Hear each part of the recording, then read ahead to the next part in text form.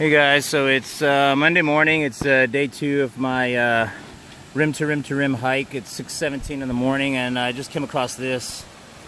It's like, wow, look at all this water just coming out of nowhere.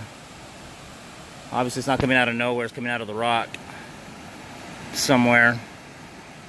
I'm about to find out because the trail goes that way.